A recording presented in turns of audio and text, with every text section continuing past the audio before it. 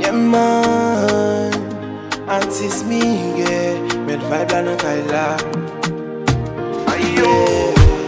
Le nou ta fe keme, se pa so te di mwen, ou te di mze pou la vi. Yo bab jom kiti mwen, konya baby mwen bagay ou chanje. Se love lo relem, se love lo ekrim. Gen de fa mwen kon rele, ou ti ma rele, ou ti mpa rele. Sou mwen ou bot tout koze, pou yo ka ven nou fache.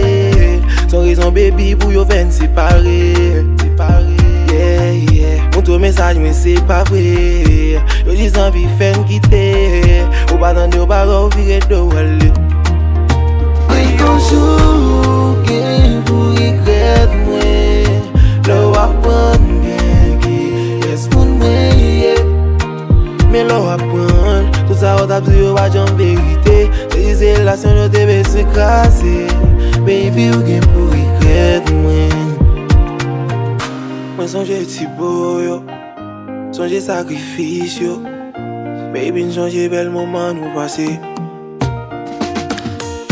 Yon relasyon eti konstwi, ou ki te bouche moun bin detwil. Panan te di yon met pale, sentimon pou mwen pap jam chanje. Sou mwen yo bot tout koze, pou yo ka ven nou fache. Son rezon baby pou yo ven separe. Yeah, yeah. Moun tou mensaj men se pa vre. Yo dizan vi fen kite, ou ba dande ou ba rou vire do wale. Yon jou gen pou regrèt mwen, lò apon bien ki yes moun mwen ye. Men lò apon, tout sa wot ap zi yo wajan verite. Se dize relasyon yo te bese krasi, baby ou gen pou regrèt mwen. Ou gen pou regrèt mwen, ou gen pou regrèt mwen. Baby ou gen pou regrèt mwen.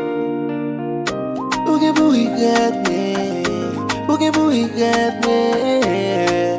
Baby ou gen pou regrèt mwen. Yon jou gen pou regrèt mwen, lò apon bien ki yes moun mwen ye. Men lò apon, tout sa wot ap zi yo wajan verite. Se dize relasyon yo te bese krasi, baby ou gen pou regrèt mwen.